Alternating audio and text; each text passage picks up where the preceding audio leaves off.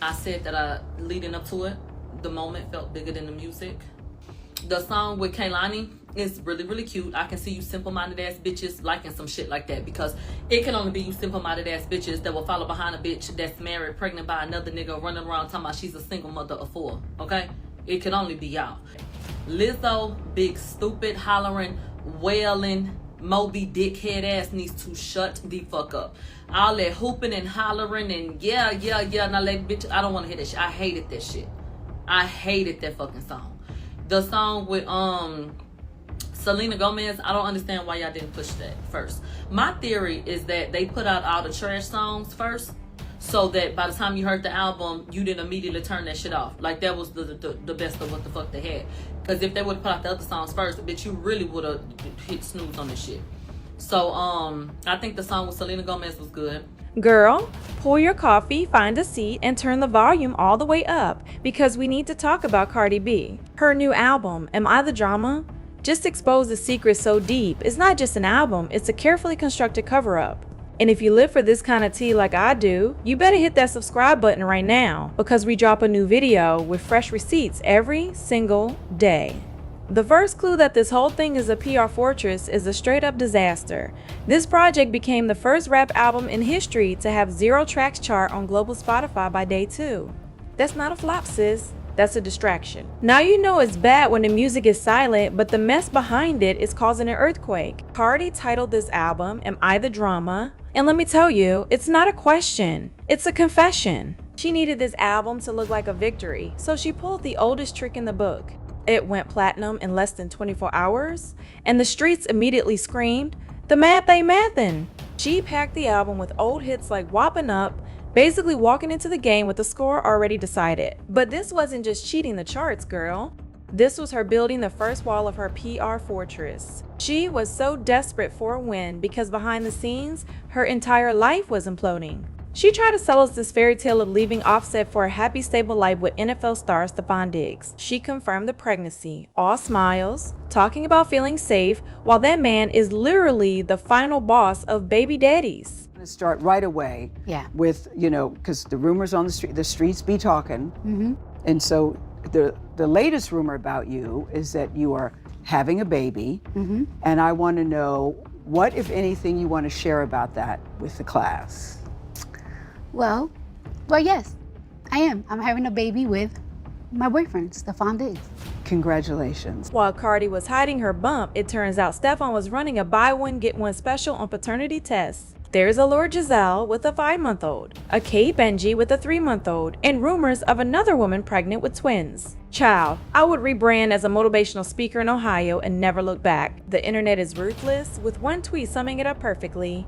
So Cardi really trying to upgrade her life. Offset being a father of 4 wasn't enough. She moved on to Stefon Diggs, who is now a father of 7. Brilliant. I screamed. She thought she was trading in a Honda for a Bentley, but sis just got a clown car with more clowns in it. Sis, if you're sipping your coffee right along with me, hit that subscribe button, because this rabbit hole goes so much deeper and you do not want to miss it. The tea is exceptionally good today. Who made this? Very delicious. Hold on.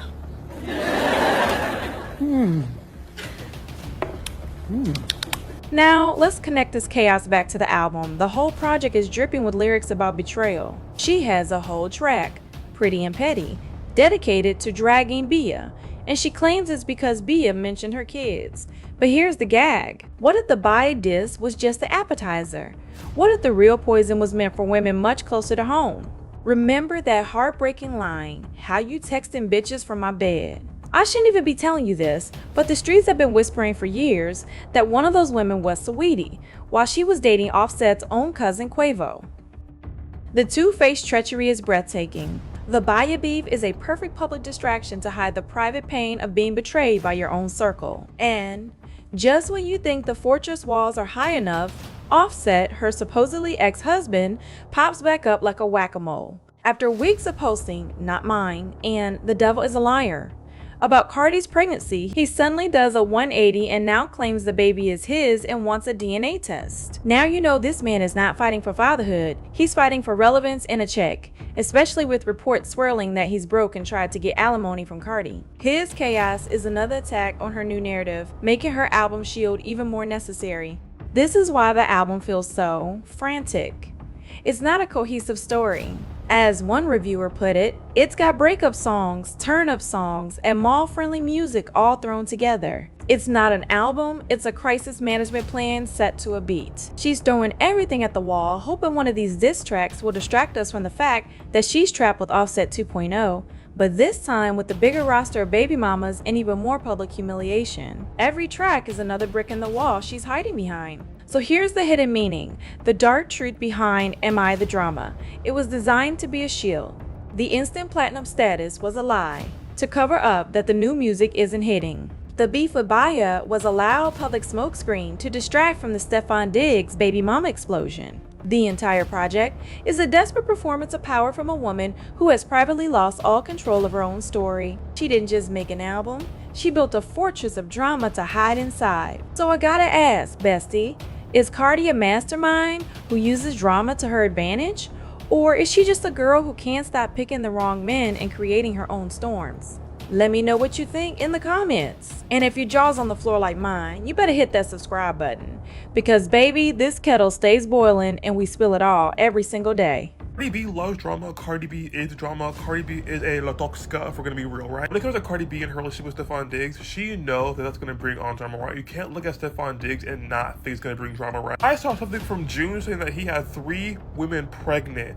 I don't know if that included Cardi B or not, but if it did include Cardi B, that means he had at least 2 other women pregnant while she was pregnant as well, right? So she's used to the baby daddy situation, right, which only brings drama. And then I remembered, oh wait, Offset had multiple kids before he got with Cardi B. This is kind of normal to her, right? But she went on that live stream and she was like, oh, if he has all these kids, then they're gonna be part of the family, or whatever she said about it, right? Like basically kind of being okay with it. But like, this is not her first time at the rodeo, therefore nothing could really surprise her or shake her, I guess. But Cardi B also loves kids, so I guess she's like, you know, the more the merrier or whatever, right? I mean, she herself said that she wants to have more kids, right? You can look at the situation with Stefon Diggs for 2 seconds and realize how much drama comes with that, right? Which is why a lot of people do not like that Cardi B is with him and having a kid with him, especially so early, right? But Cardi B does get down with the drama, right? Remember her past, she has done some very dramatic things. She has gone to court a few times, right? Do I see this ending well? I'm not sure. Do I want it to end well? Yes, I don't want anything bad to happen to Cardi B, right? But you know, look at the history of who this man is.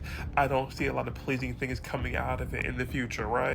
So I wonder how Offset feel hearing Cardi B talk the way she talk about Stefon Diggs, when she was like, you know, he supports everything that I do. You know, she really, like, he encourages her to like be a boss ass bitch. He's not complacent. Like she said, we both are at very, very high levels in our career fields, but we want to keep going. And I feel like that's what sometimes happen when you fucking with a hood dude, right? They get complacent. If they get out the hood and start to live a somewhat comfortable life, some of them can get very stagnant and complacent. And she's just not there. She feel like, I'm gonna keep going because I know it's a new height that I could reach. And she was speaking from a standpoint as if Stefon Diggs is the same way. Like, even though he's good at what he does, he wants more. He wants to build more. He wants to succeed in other areas. And I feel like what she was, you know, basically saying is that Offset wasn't. He was fine with where we was. He was fine with having the money we had. And, you know, in a relationship, that can definitely cause a rift when one person is complacent and another person is continually to strive more. So I just thought that was kind of odd, like when she's, not odd, but interesting when she said that. What y'all think about that?